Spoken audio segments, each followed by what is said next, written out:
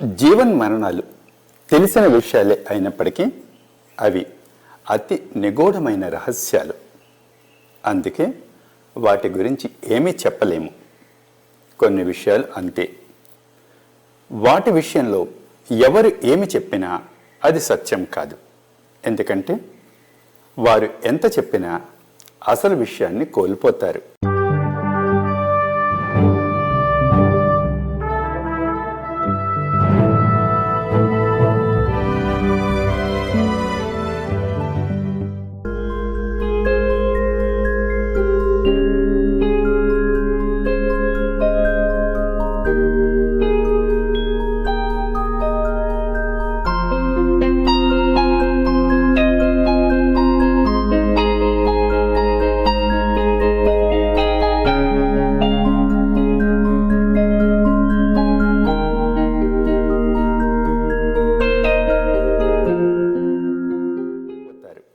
జీవన్మరణాలు తెలిసిన విషయాలే అయినప్పటికీ అవి అతి నిగూఢమైన రహస్యాలు.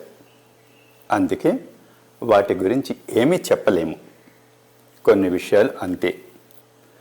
వాటి విషయంలో ఎవరు ఏమి చెప్పినా అది సత్యం కాదు. ఎందుకంటే వారు ఎంత చెప్పినా అసలు విషయాన్ని కోల్పోతారు.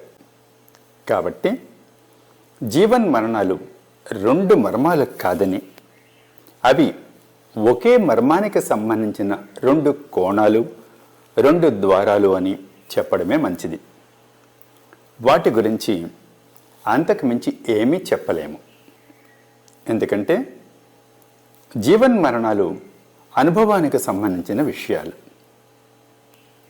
ఎవరైనా వాటిని అనుభవించే తెలుసుకోవాలి. అంతేకాని వాటి గురించి మీరు అడిగే ప్రశ్నలకు ఎవరూ సమాధానం చెప్పలేరు. అయినా అనేక మంది అనేక సమాధానాలు చెప్పారు. గుర్తుంచుకోండి, అవన్నీ అబద్ధాలే. ఎందుకంటే వాటిలో కొన్ని తప్పు, కొన్ని ఒప్పు అని చెప్పలేము. ఎందుకంటే అన్ని సమాధానాలు తప్పులే. అందుకే వాటి నుంచి ఏదీ ఎంచుకోలేము. కాబట్టి అనుభవమే సరి అయిన సమాచారం చెప్పగలదు. అంతేకాని ఒట్టి మాటల వల్ల ఎలాంటి ప్రయోజనము ఉండదు.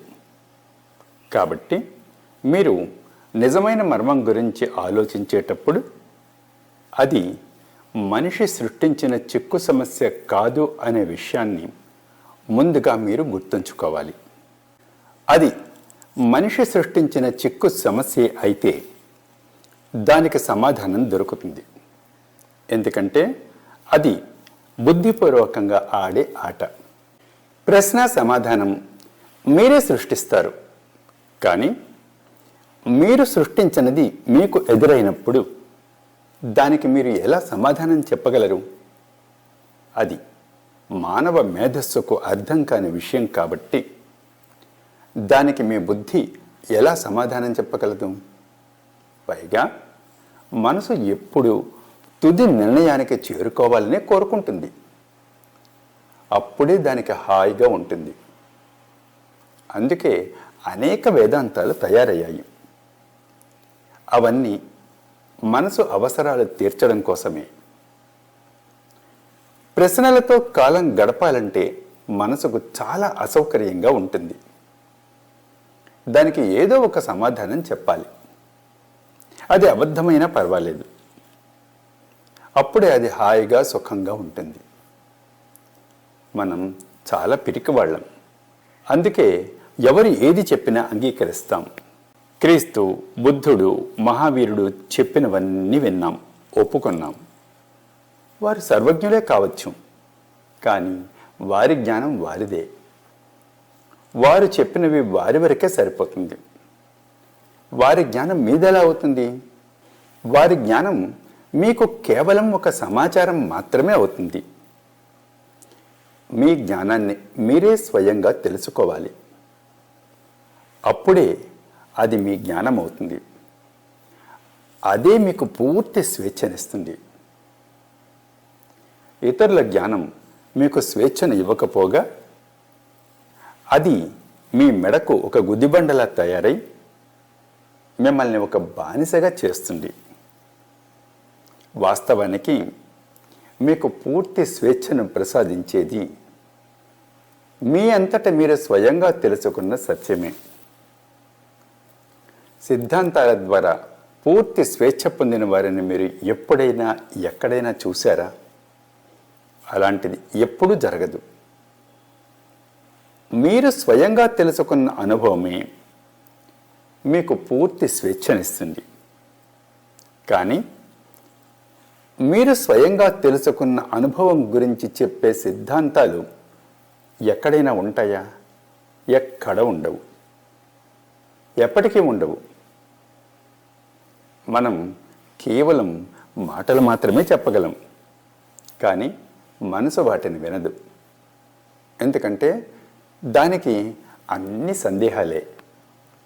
అందుకే సత్యం గురించి దానికి మీరు ఎంత చెప్పినా అది మీ మాట ఏమాత్రం వినకుండా అదే పనిగా మీతో ఊరికే వాదిస్తూ ఉంటుంది.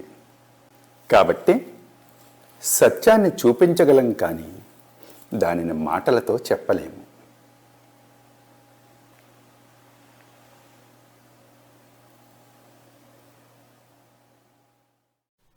క్రైస్తవం కాలకూట విషం, క్రిస్టియానిటీ ది డెడ్లియెస్ట్ పాయిజన్.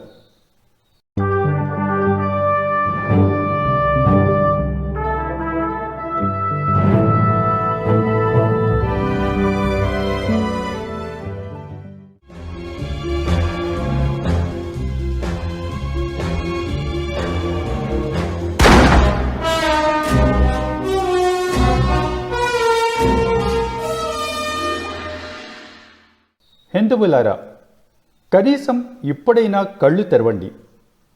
క్రైస్తవ మత ప్రలోభాలకు ఏమాత్రం బలికాకండి. ఎందుకంటే క్రిస్టియానిటీ ది డెడ్లియెస్ట్ పాయిజన్, క్రైస్తవం కాలకూట విషం. దీని గురించి మరింత వివరంగా తెలుసుకోవాలనుకుంటే చదవండి క్రైస్తవం అండ్ జన్ పుస్తకం. ఈ పుస్తకంలోని వివరాలన్నీ కాలకూట విషయం లాంటి క్రైస్తవ మతం మానవాళికి చేసిన ఇంకా చేస్తున్న దురాగతాలపై ఆచార్య ఓషో రజనీష్ గారు చేసిన ప్రసంగాల సంకలనమైన క్రిస్టియానిటీ ది డెడ్లియెస్ట్ పాయిజన్ అనే పుస్తకం నుంచి సేకరించినవే. కాబట్టి తప్పక చదవండి క్రైస్తవం కాలకూట విషం అండ్ జన్ విషాలకు విరుగుడు అనే పుస్తకం.